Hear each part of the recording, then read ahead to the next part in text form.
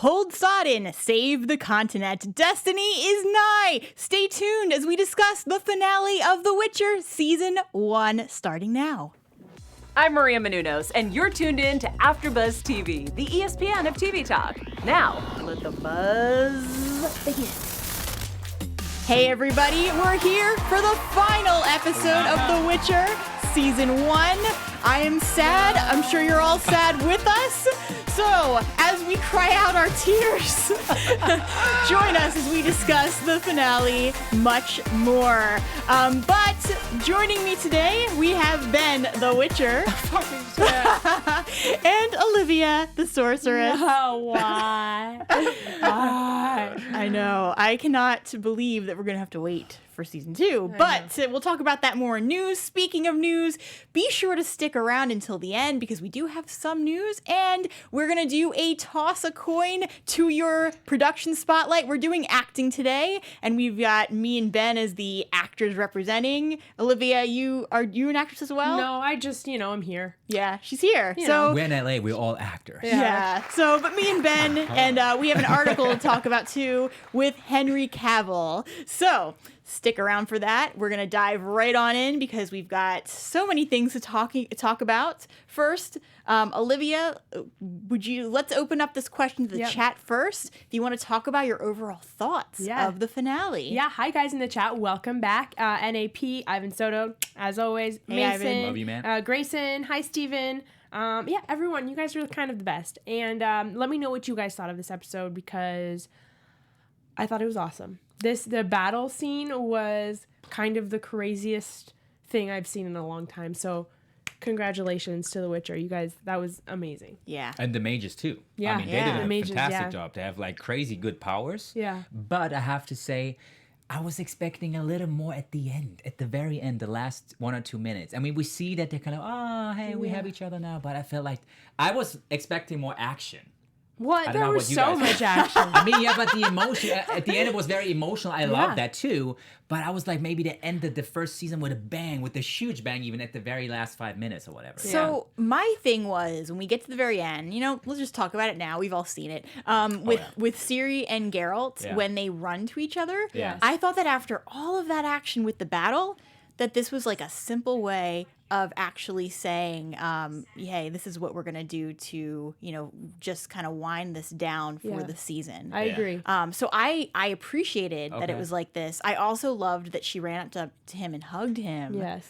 And then, of course, we get who's Yennefer. Yeah, which is like the most hilarious thing. It's like this, it's epic, and they run to each other, and they haven't, they're finally meeting, and she's like, so who's Yennefer? Like, I love that. Of course. Yeah. Is she jealous? Yeah.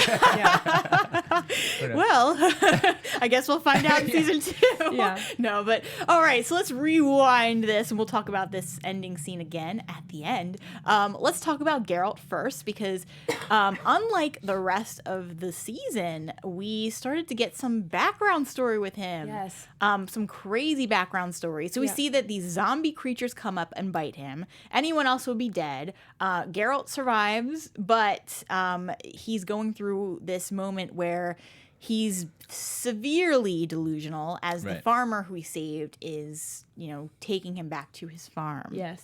I thought that was one of the things that was severely lacking in this whole show was like, we didn't know anything about Geralt. We didn't know anything about his backstory. And then, so finally when this happened, I was like, they're saving the best for last. Like, we finally get to understand what happened with him, where he came from, what's going on with his life. And so I thought that was really interesting.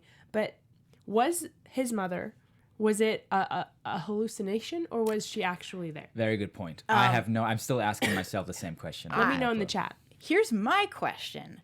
I think it was his mother, but I think it was a dreamlike state. So he saw Yennefer, he also saw Renfrey, and he saw his mother at the same time. I think it was all, I don't think they were physically there, but I think that one of the things that this show really dives into is this idea of a subconscious and of, maybe a spirit being separate from an actual body. Yeah. And so I feel like just like how everybody is tied together via destiny, this concept that you in the beyond, whatever that is, the show really hasn't touched on that. in this other space, your soul is actually there, and your soul is constantly in contact with the people who are in your circle. Yeah. So I think that spiritually, they were all there with him. Yeah. So it really was, especially the mother, because she seemed very lucid in terms of what she was saying to him. Yeah. And it was less of a dream. So I feel like her spirit was really there. Physically, no. Obviously, this was, not actually physically happening. But I think that it was also, he needed her to be there to grow beyond what he once was. Yeah. In the chat, Benny, I'm pretty sure his mom was there. Ivan, Geralt's mom was there, but she spelled him to think it was a dream. And Grayson, yes, she was there. So yeah, it's she was there, but Yeah. So like you guys said. think she was really there? I mean, I think in the chat they think Interesting. that she was really there. Like JJ says, she was really there, in my opinion. But I think it was more of she was there in spirit, like you were saying, right. but maybe not physically there. Yeah. And correct me if I'm wrong. Her name is Visena. Yeah. But they didn't really tell us who Vesemir is, right? He's just the guy who's taken him Yeah. as a child and just like Yeah. raising him. Exactly. So. In the book, there's a lot more reference of Vesemir, so we do hear his name. So I was surprised. I think we had heard the name a couple times in the show. Yeah. But you hear a little bit more in the book. Right. But yeah, it's interesting. I like that they don't really, they don't dive into it too much. We just hear the name. I am almost wondering how, Vesemir and his mother are actually connected. We do learn that she's a sorceress, but on top of that, the dream sequence that really is sticking out in my mind is the moment where we also see Borsch and how he shows up as like this, definitely an illusion of being a golden dragon and saying, this is magic, it's not real. Yeah. I feel like, but that shows me that Borsch, for me, I feel like it wasn't just a dream or not real. I think Borsch, the old guy that we know from the last 2 episodes, he was always with him, I feel. So I feel like that was Witcher's destiny his whole life. And I think Borsch is a big part of that. Yeah. That's what I believe. Yeah. And in the chat, they made an interesting point. They said, if Geralt's mom was a mage or a witch, then how is it possible that she gave birth to Geralt? Good point. Unless, like Ivan said in the last episode, it's actually not true that you have to give up your ability to bear children, and somehow she got through the process without having to give up that right. Maybe, yeah. Yeah. So, and maybe they'll dive into it in season 2. Maybe they're just dropping these names now just to get them into our heads, and then in season 2 we're gonna like actually dive into who these people are and more of Geralt's backstory. and I wouldn't be surprised too. I mean, we've seen Aretuza, we've seen Tissaia, we've seen that part of the world. I wouldn't be surprised if there's actually other magical places where people can train or learn how to, wield their magic. So I'm still open-minded to that. In the book, there are other spots, and I don't want to dive into it too much because, for anyone who hasn't read the book, there are characters in here that did not make it onto the show. Yeah. Okay. And so I know that there are other magical elements to this world than what we've seen. Yeah. Right. Now, whether his mother is connected to that or not, I'm not sure, but The only thing I have to say about the last episode, I loved it too, but I was missing Jaskier. I felt like they should have showed him just maybe tiny little bit just to know. see where he is right now. I was missing this guy. Yeah, He's I funny, miss him. Everybody misses him. I know. So I was like, wow, That's why didn't very you put him true. in there? Yeah, I'm 100% with that. Like he should have at least been in it because he's like a fan favorite now. Yeah, maybe just see him crying for a minute somewhere or something Yeah. like that, or playing a song, Or like with like one of his girls or something, just writing a song or whatever, or like as Ciri and Geralt meet and run toward each I would other, love that. he's there playing on, that would be the playing his funniest instrument. moment ever. Yeah. I mean, that's for sure. In the background, Toss- just like playing. I like. Toss a We coin should to have which- written this show. We should have. For sure. For no sure. doubt. That's amazing. Yes. I love that part. That would have been hilarious. And it wouldn't have been who's Yennefer. Who's this guy? And cut. I love that. Oh Yeah. my god, guys, did you hear that? Oh man. Seriously. Next time. We get a little bit with his backstory. We see this vision with his mom, which we talked about. Let's jump then and talk about the battle and more of Yennefer's perspective in all of this. But before we do, we have an announcement for everybody listening at home. Of course we do. Oh my god, we have an announcement every day for you guys because it's because of you that we are here. And we just wanted to let... magical. Thank you. And we just wanted to let you know, thank you so much for making us the ESPN of TV talk, right? And we say that every time, but I have to point that out one more time. Without you guys, we wouldn't be here, right? We do a lot of shows, and you guys are always with us, commenting, giving your own opinion, right? And also, if you want to just listen to us, I know you want to see us, but if you just want to listen to us, go to the podcast on iTunes, right? Leave some comments. 5 stars, right? Don't forget the 5 stars, and also thumbs up on YouTube. We would love to see that, right? And keep going. Thank you. Absolutely. And also, this is kind of random. We don't usually talk about this, but I believe we're also on Spotify now. Oh, you yeah. can't rate it, but you know, hey, if you God, have, how can I forget Spotify in this world? I'm obsessed with Spotify. That's all I listen to. So You're right. Yeah. So now I can listen to myself. Just kidding. I would listen to all of Rachel's shows. So you listen to yourself. I would like. Okay, I try that. Yeah. That would be a cool playlist to check out. Yeah. All right. Anyway. And there's a Witcher playlist too. Olivia. All right. So let's talk about Yennefer. Okay. And we have her deciding officially she's going to join them, join, Tisaya, and they're going to go. And they end up at this, well, they don't call it a castle. They call it a keep, I believe. Yes. And so it looks like it's not much, but here we are. And it's they say that it's basically the only block between the Uruga River. Yes. Basically shielding the north and the Sodden. Yeah. Yeah, exactly. Yeah. And so here we are, and I did not expect all of the character development we got with Yennefer and Tisaya. Yes. And we were talking, and like, this is what I didn't want to say in episode 7, but I'll say it now. Mm-hmm.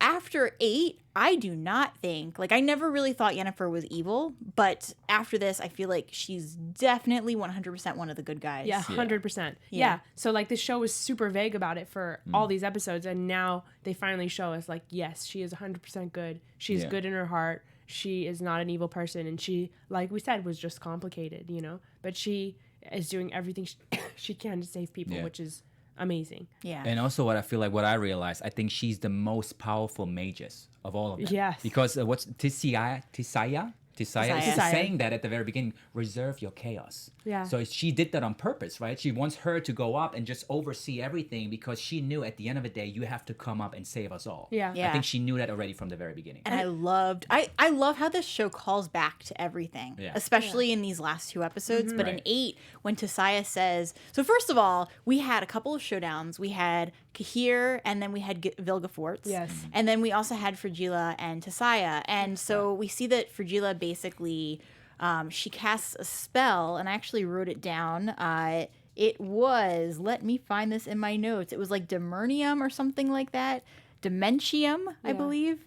And at first I thought that she was dead. Yes. That whatever Frigila had done, that was it. Like, we weren't going to see Tisaya anymore. Yeah. But it seems like she's going to survive. I was very shocked by that. But like in this dark night of the soul where everybody seems to be, the good guys seem to be down, we had so many, crazy moments happening. And it seemed to turn when Sabrina, who at first I thought Sabrina had turned. Me too. But Me too. I think it was the slugs. in her ear. Exactly. Yeah, well, it was weird because they never showed us the slug going into her ear. And so I was like, no, Sabrina, like, why is she turning? But then they gave us a quick show of the boy with the slug in his ear, and I was like, oh, yeah, she definitely got that in her ear, too. That was great storytelling right there. I mean, it reminded me of Animorphs. Yeah. If you guys remember that, where like people these like little slugs crawl into people's ears and then control their mind. Yeah. I was like, Exactly. okay, yeah, I can get behind this. For and so then we have that moment, and I think at the end, like, obviously Sabrina was apologizing, and the genuine way she gave the apology, I knew, okay, yeah, this was not her choice to act like this. for sure. So yeah, things start to change for them, and then we get that whole moment with Yennefer where Tisaya says, how forget the bottle, let everything out. I just got goosebumps again. Yeah. And boy, did she let everything out. And I loved that when she was doing this, Tisaya was like, oh, I'm dead because, like, this is so crazy. And she ducks down, and then she realizes that, like, Yennefer and all of her crazy power even made a little spot to save Tisaya and not hit her in the fire part. So I was like, she's so powerful, but yet still has so much control. Which makes me think like, okay, wow, so she can control her power even. And she's the most powerful one. So why didn't she do that in the first place, saving everybody? She didn't know. Yeah, I don't think Oh, she knew either. didn't know. I mean, think it was Okay. because she's been taught her entire life training, and even post training, she's never had this opportunity. And I think that it kind of mirrors what was happening with Ciri too, Yeah. where Ciri doesn't know that she has these certain powers. Ciri hasn't been trained at Right. all either, Yeah. but with Ciri, in a moment of need, it comes out. Like Yeah. when it needs to be there, it's there. And this was in a moment where Yennefer knew if she didn't do something, people were already dying. At one point, they had 22 mages left, Right. and this is before they Yeah. really I think it was even less by this point. So but she had to get to this extreme situation in order to find out how Yeah. powerful she is. Okay. Yeah. And I see did that. like the All right. parallel between, this is when we saw Ciri like completely, this episode we saw Ciri completely explode into her power. And then we saw Yen completely explode into her power. And it's like both of these women at the same time kind of use their full potential or whatever. So that was cool. And it's interesting because we see with Ciri, it's more like we did see her full potential at the beginning, and then when we come back to her, and we'll talk more about Ciri in a little bit, but when we get back to Ciri, we see the after effects and then we end it. We pretty much end it until we get to like the meeting of Ciri and Geralt, but we pretty much end the episode, with the opposite, with Yennefer coming into her full power. Yeah. And so it's kind of like bookended with these two, powers, Yeah. beginning and ending the episode. So Right. I absolutely loved how they structured that. Yeah. But then also, Yennefer, I think that for her, it was important because this, outside of her relationship with Tissaia, where there were moments, like in the beginning of the season, where she seemed like she looked up to her and wanted her to like her and love her. After that ended and Yennefer went out on her own and was like, screw this, I don't trust anybody, be glad you weren't born to the baby, you can't ever attach to anyone. And we've seen her go through so many things where she's pushed people away. Yeah. This moment with Tissaia changed Yen. Now she knows, like, there are people worth fighting for. This is my legacy. Yeah. And all this time she's been trying to create a baby. Now she knows that, no, sometimes there are people that come into your life that you cross paths with in a matter of destiny. That I'm done. I forgot it. that sometimes it's about the people that we're destined to meet. Yeah. For sure. Yeah. And the love that was showed between her, mother Tissaia and daughter Yen is like it was so pure and so true at the end, and it's something that we had been wanting this whole season, something so pure of love, and it finally happened. So. Yeah. And even the sorority between her and the other adult mages at the end. I sensed Yennefer really showing that she cared for them more than we had seen before. Yeah, there was a bond between Yeah. those people. Yeah, like a for sure. sisterhood, Yeah, yeah. like sisterhood. Yeah. So sure. I was really happy to see that with her. As we're seeing this battle, we do hear that, Geralt's going through his whole ordeal. Yeah. He does hear the battle. We are seeing little moments with Ciri where we see that she is also hearing the battle. Yeah. Yeah. So I feel like now is probably a good time to talk a little bit about her. Yes. And touch on that. Okay. So let's jump. At the beginning of the episode, we did see that she wakes up. She doesn't even know exactly what she's done. I was sad for the horse. First of all, they keep killing horses in this episode. Like, that was not the first horse. That was like the fourth horse that is like maimed. It's like you can't just like. Yeah. They're poor innocent animals. Yeah. Like, why? Yeah, that's true. And I understand Ciri did not. I don't blame her, but it just was sad to me. I Yeah. was like, oh, poor thing, Yeah. her horse. Yeah, I And know. yeah, the guys, I was like, yep, they deserved it. Yeah. Yeah. But like the first shot you see is of that horse, and it's like so cut up and gnarly. I was like, oh, why are you showing this? But then they pan to all the dudes, and you're like, all right, that's cool. That's cool. No, it's true. Yeah. Yeah, I think it was a powerful scene that we saw before in the 7th episode. Now, then we see the turnout, right? We saw what happened, but I still don't understand who that person was who was talking to her. So you said it was her mom, even, right? It could be. I'm guessing it was right. her mother. Right. It could be somebody we haven't even met yet. That's how I feel. Yeah. I don't know. Yeah. But I'm guessing that it was somebody who is kind of like, when we were talking about Geralt and the visions and how I believe that these people, they're like because they're spiritually connected to him. That's why he was seeing them, and it really kind of was them in a way. Yeah. I feel like it's the same thing in this moment with Ciri, that there are people who are spiritually connected to her. Yes. And so it was her, could be her mother, could be somebody else who's there trying to protect her. Right. But that somebody stepped in and, somebody with power stepped in and was able to guide her a little bit. And maybe that person's going to guide her in the future in season 2. That person will come in and be like, okay, now I have to train you to be this, like, whatever you're going to be. Yeah. But whatever it is going to be crazy. Now, she obviously, we have not seen Pavetta except for that one scene, really. Yeah. So we don't know the extent. We don't know what her powers are fully. We just know what we've seen. So I feel like it's not fair for me to say that Ciri seems more powerful, but I'm wondering if she is. I think she probably is more Yeah. powerful. I think she's probably one. I think Ciri is going to be the most powerful being. Yeah. And that's why everyone was so crazy to protect her. So yeah, but we'll have to see, which is unfortunate. We have to wait. Yeah. I mean, also in this episode, I had a feeling there must be a deeper connection between Yennefer, Geralt, and Ciri. Mm-hmm. But especially between Yennefer and Ciri.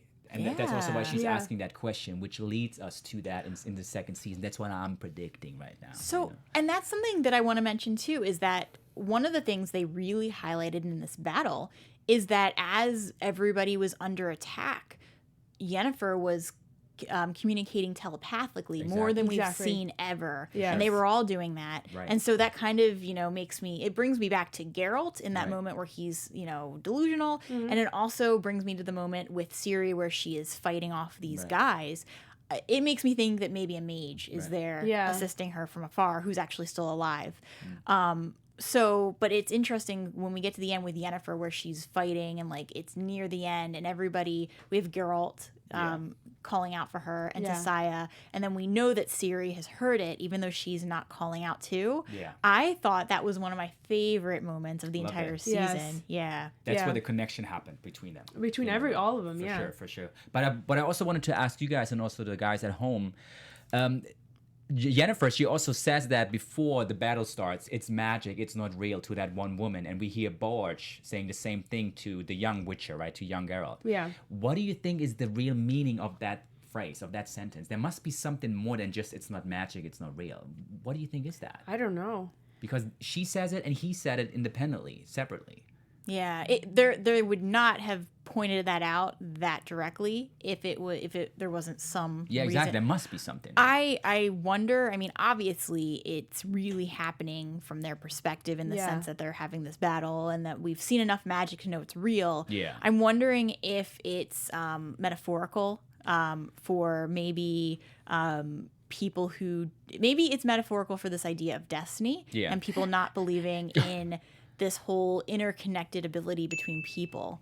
And so that's what it really means. Like magic in this case doesn't mean what the mages can do. Magic is more beyond what powers people have, and that people are not like we see Calente. She refuses to believe in destiny and this prophecy and law of surprise, and look at where it got her. And I think that maybe that's what they're referring to is that hey, you need to like Geralt already was kind of waking up to this anyway. Yeah. But I think that maybe he hasn't fully, and that there's things that he doesn't process yet. Yeah. There are things that Yennefer doesn't process, and obviously Ciri, and that it's warning us, hey, it's trying to like wake everybody up and say there is a deeper connection between all of you people, and it's you need to see it. Yeah. Ivan says maybe they mean magic isn't a happy thing, and magic is pain and death. Oh, that could be too. That's deep too. Yeah, I can see that. Yeah, right. Absolutely. I mean, that could be, and that the interesting thing. I just want to say this about Fringilla. In 7 and 8, but especially 7, we didn't touch on it as much, but she had this whole scene where she was defending her side of things and dark magic and how it's really not dark. It's just the way that, they teach it in the schooling and just the way that there's no boundaries. Yeah. And so it's like, okay. And she actually, Fringilla made some really good points. It's just that we know that she is doing some terrible things. And so is Cahir. And then still we don't have the answer to what Cahir wants with Ciri. That was left unanswered in 8. And so we know, like, obviously this is a negative thing, and it's just, we don't know, we just don't know yet what he wants. But the point is that from Fringilla's point of view, this isn't some dark person who's just trying to kill everybody. She is actually doing things because she believes it's the right thing to do for the world. But I think that goes to show with every villain that we encounter. I don't think they're thinking, oh, I'm going to be the greatest villain. You know, I think that they see things from a certain perspective that maybe other people don't see in that same perspective. So they're like, I'm going to do it this way because this is the way that I think is right. Yeah. And that's what Fringilla was doing the whole time. Totally. Absolutely. I get that.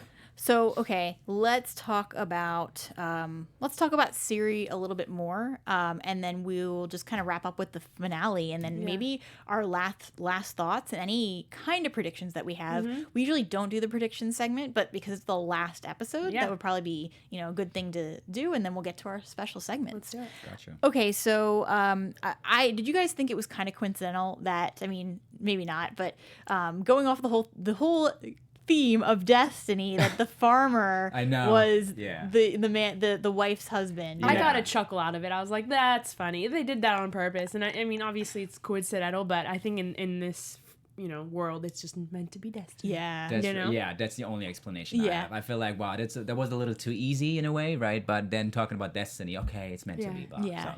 Then I was finishing that thought. I was done. Okay, cool. Yeah. And it was cute that they were like, he was like, I found a witcher. And she's like, and I found a little girl. Look at them. And they're both so excited. And they turn around and they're both gone. And they're like, oh. And he just left into the woods. I guess no. And they're so clueless. Like the woman too, like one of the conversations she has with Ciri is that she has everything. And she even says, and now I have a little girl. And I was like, well, yes, this is all great, but I could see in Ciri's face that she knew she needed to leave. Yeah. And that was it. And she needed to find Geralt. Yeah. Right. Ivan made a really interesting point. It's destiny because the farmer wanted to give Geralt the law of surprise, and that would have been Ciri. Think about that. True. Because remember, he saved the farmer, and the farmer's like, I'll give you the law of surprise. But he didn't even know that he already had a daughter at home, and that would have been Ciri. It would have been double law of surprise. Man, you're good. Double law of surprise. But, okay, mind blown. Now, law of surprise, though, I totally like his point. But law of surprise, you don't necessarily know if it's going to be Ciri or not. No, exactly. Yeah. The farmer didn't know that he had Ciri yet. Yeah, he didn't. But it could be, law of surprise could be anything, though, right? Like, I mean, yeah, probably but it's usually Ciri. like a child, I think, so that, that child that you don't have or whatever. So that's funny. But if you don't know what it is, when do you know? When you experience the law of surprise, then you know what I mean? I'm still asking myself that. When do you feel that as the one who's getting the law of surprise? I almost wonder if it's like the universe's way, like you get it when you're supposed to get it, and so and you just know. And in the instance of obviously with Pavetta, the law of surprise was enacted right there. It was a nice way of doing it. Yeah. Okay, I see. Yeah. It happened right away. That was so fun. Morning sickness. Yeah. She showed it to him. That's right. Yeah. Okay, let's talk about that final scene one more time, and then we'll get to predictions and any last thoughts. So we had that final scene. I'm just going to kind of say what I think might. First of all, I was worried that they were not going to find each other. I would have been very frustrated. Yes. When they did find each other, I was not expecting her to ask about Yennefer. Me neither. Yeah. Like that was so out of the blue for me. Yeah. But I thought it was sweet that they were both in the woods like we'd been predicting, and then it was you thought that he lost her because he didn't see her, and all of a sudden you just see her running towards him, just like they felt like they needed to be together, and I thought that was really cool. It was very romantic in a way, a little bit, right? I Yeah. really do appreciate that. But again, I would have liked to see Yaska in the background playing the guitar or doing something.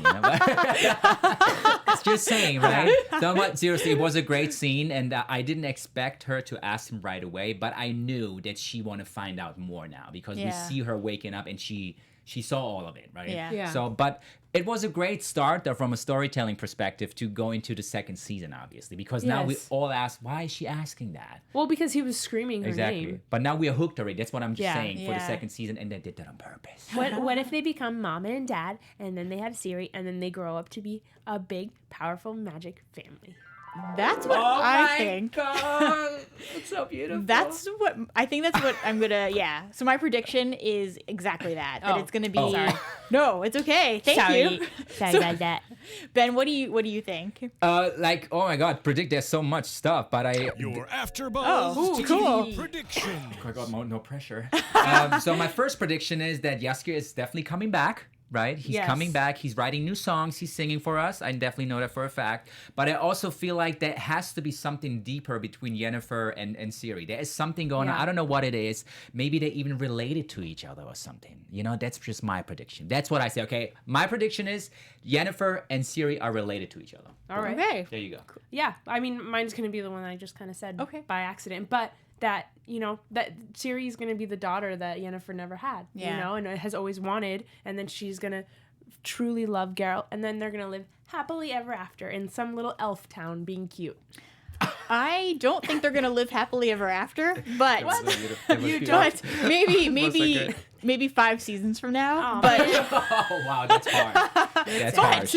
I do think that they are going to have this family bond. I think that season 2 is going to be more about finding Yen. Yeah. And that it's going to take a while, and that she is obviously going to survive. But it's going to be about finding her, and kind of much like this whole thing with Destiny in season 1 was about Ciri and Geralt finding each other. I think it's going to be about Ciri and Geralt finding Yen, that's and that smart. she's going to be their next Destiny. Yeah. Okay. I take it even further, guys. I believe now what you guys are saying after I believe that Yennefer and Ciri are going to fight over Geralt and having their superpowers going crazy. Vito against in each the other. booth here. I also just want to chime in with a Okay. prediction of my own. Yes. Of course. I think that it'll end up being Yennefer and Geralt fighting over Ciri, Oh. being either a witcher or a sorceress. That's just my prediction. What do you guys think about that? Man, you are good. True.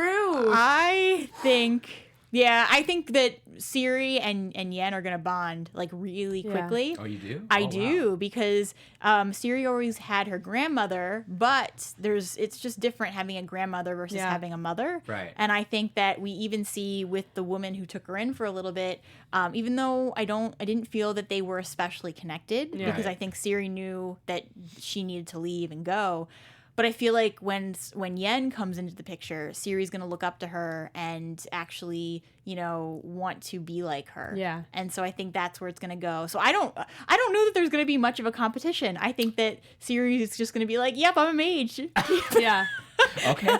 But There's predictions in the chat. Oh, let's too. hear wow. 'em. That's Yeah. so So crazy. Grayson says, I predict that Jaskier finds Yennefer first, and we get a Yen and Jaskier adventure as the search for Ooh. Geralt and Ciri. I love that. JJ says, I think Geralt will train her and make her stronger, more Jaskier a song every episode, and more Geralt backstory. Thank you. yeah, And then that's it. cool. But I like Vito's idea too. I Yeah. do like Very that. unexpected. It Very would be unexpected. very interesting, and I could see them making a whole season out of that too. Yeah. Yeah. Because it would be like we still have that sexual tension Yeah. between Yen and Geralt. That's right. Now there's even more tension because they're, even though they love each other and they have this, obviously Yen doesn't think what they have is real because Yeah. of this, his wish. Yeah. But now there's a child involved. But I do eventually think that after, drama, it's going to be, it's going to end up where they're this family unit, but I don't think it's going to be easy for them. I think it's going to be hard for a long time, and that we haven't seen the last of Cahir, and that he's going to be still trying to get Ciri, and I think he might succeed at some point because, of course, he's going to have to. And we're going to find out what this whole thing is all about. Right. Yeah. And I think they called it the White Dawn. Yeah. So we'll have to find, obviously season 2 might explore that more. Fine. And right. then they'll have a happy ending of mom and dad and baby. Yes. They're also two of the most competitive people existing in this world, so I'm excited to see that Yeah. dynamic. For Yes, sure. and Ciri, I feel like when she comes of age, she'll be right up there with them Oh, too. yeah. So she's with the right company. Yeah, that's for sure. Let's talk about our segments with the final time we have. We're going to start with our toss a coin to your spotlight on production. And this time, like we mentioned up front, it's going to be on acting. I am especially excited to talk about this. It made us giggle as we were talking about it before the show. The article that we're pulling up right now is about Henry Cavill. And yes, that's Cavill as in rhymes with travel, as he said in one of his videos. I just thought that was funny. This article basically explains how he goes about his method acting This is from March, but I thought it was important to share because during production, he literally would have to leave and go do tasks to stay in character. I'm just going to read an excerpt from this because it was hilarious.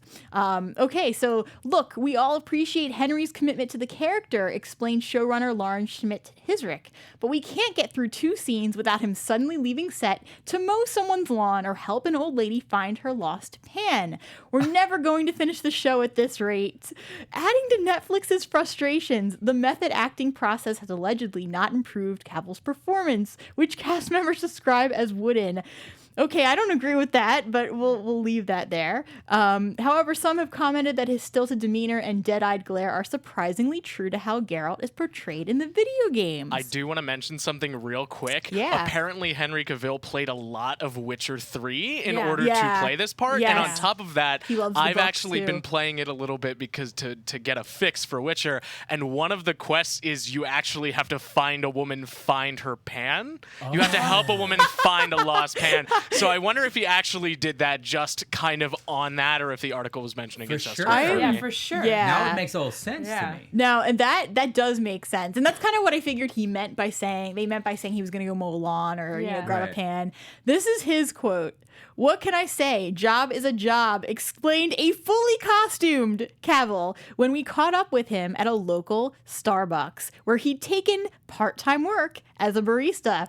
"I'll take any contract if you've got the coin, Witcher's code, venti macchiato for Cledwin." Oh my god. So Love that. this guy, like, what a good actor to be. Yeah. I I mean, love that. first of all, I appreciate anytime I hear someone on that level going into a Starbucks and actually just working and, like, being a normal person. Yeah. That makes me a bigger fan of him Yeah. than I Yeah. already was. He Yeah. seems like such a nice guy. If you haven't already watched it, there's a video of him reading The Last Wish. He just reads it's like a 5-minute clip or something like Yeah. that. But you can just kind of tell sometimes when somebody is a genuinely good person. For sure. Yeah. For And sure. so I appreciate that. I appreciate his method acting. That is, I don't even agree with the article about it being a bad performance Yeah. because I think No. that he has nailed No, Geralt. yes. I mean, definitely. I mean, you and I, we're actors, right? Yeah. And I do that on set myself. And sometimes people think I'm like arrogant or something because I'm so quiet, I'm not talking. I usually don't talk on set. If I'm on set, I'm not talking to anybody. Yeah. And I do that on purpose, obviously, because I can feel if I start talking about something, random stuff, it takes me out of my character completely. Yeah. And that's the same thing with me. Like, I'm not a method actress, but if I am in a scene, I need to have focus. So Yeah. like, same thing with me. Like, Yeah. I can't, like, I love joking with people, but if Yeah. I'm in that mode, Yeah. I need to be in that mode. Yeah. And same thing, like, I'm a writer too. Same thing. It's like, I Yeah. feel like certain creative processes, like, you have to have that focus. Yeah. For sure. And Totally agree. be there, and certain things will take you out. So I can 100% get Totally. behind his process and Yeah. respect that. And I think that it really did bring more of a 3-dimensional layer to the role. Yeah, and he did such a great job. Nobody knows what they're talking about when they're saying No. he did bad. He did such a great job. So. We should go to a Starbucks then. Yeah. Can you imagine going to Starbucks? Hey! Got a I'd be good like- coffee for you guys. so- Yeah. Take more than your coffee. If you know what I mean. Just kidding. I got it. I think it's a great time to move on to our news segment. Yeah. Before somebody enacts the law of surprise. Okay, so this first thing I saw is finally that we've seen all 8 episodes, and some people were still confused about the timeline. So The Witcher put out this I think it's still a little confusing for me, but a fun little graph about timing and when things happen and what characters are who and when things turned out for this show. So I just thought it was really cool. So if you want to take a screenshot of that at home, you can and watch it, or just find it online. It was pretty cool. Nice. I think it's still kind of a little confusing if you read that, but yeah, I wanted to show you guys. And I also wanted to talk about when The Witcher is coming back. Netflix announced in a statement that pre-production will begin in early 2020 with a view to a 2021 air date. Showrunner and series creator Lauren Hisrich doubled out on that. The Witcher Season 2 release date during a Reddit AMA writing, "We don't yet have a target launch date for Season 2 past 2021.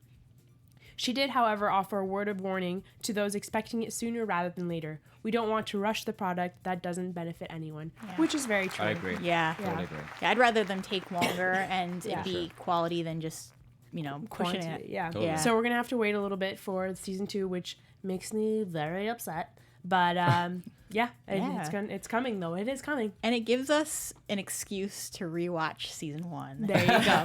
And play the games that you'll probably get little Yeah. tidbits that you haven't gotten in the show. And definitely, if you have not done so, the book is very good. I will just say it is translated from Polish to English.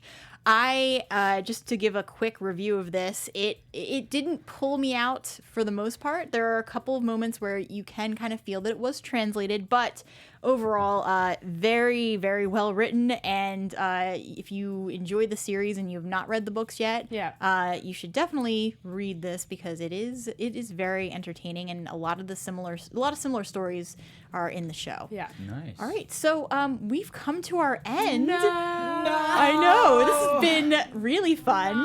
No more drinking and stuff? No. I know. I'm gonna take one last sip. Destiny. Ben, where can everybody find you? Yeah, thank you so much, everybody, for joining us. It was so great with you guys. See you on season 2, right? But you can find me in the meantime on Facebook and Instagram at Benjamin Schnau, like the dog, right? And I also do The World According to Jeff Goldblum and We Are the Wave in German and English. Don't miss that out. Yeah. I'm Olivia Debortoli. You can find me at Olivia Debortoli on Twitter and Instagram. You guys, this was so fun. I had such a blast with you guys. We'll see you for season 2 in like 1400 years. But you With can this timeline. I know, right? I'll be in the comments on the YouTube, and also you can find me on the Air After Show. We're doing the Crisis, I think, next week, and then the season finale or series finale. In a little bit. So. Awesome. And I am Rachel Goodman. You can find me on Twitter at Rach Goodman or on my author Instagram account at Rachel Radner Author. On Sundays, you can find me on the Young and the Restless After Show, Ray Donovan, Doctor Who. I'm on the Stumptown After Show on Wednesdays. Ben's counting on his fingers right now. And what I'm super stoked about is the return of Outlander February 16th. I will be on the Outlander After Show panel as well. So if you're a fan of that, be there or be square. And Yeah. had to add on that note. Well, we will see you in 2021 for right. season 2. It's Destiny, people. It is Destiny. That's for Take sure. a shot. Take a shot. Our founder, Keven Undergaro, and me, Maria Menounos, would like to thank you for tuning in to AfterBuzz TV. Remember, we're not just the first, we're the biggest in the world, and we're the only destination for all your favorite TV shows. Whatever you crave, we've got it. So go to AfterBuzzTV.com and check out our lineup. Buzz you later. The views expressed herein are those of the hosts only and do not necessarily reflect the views of AfterBuzz TV or its owners or principals.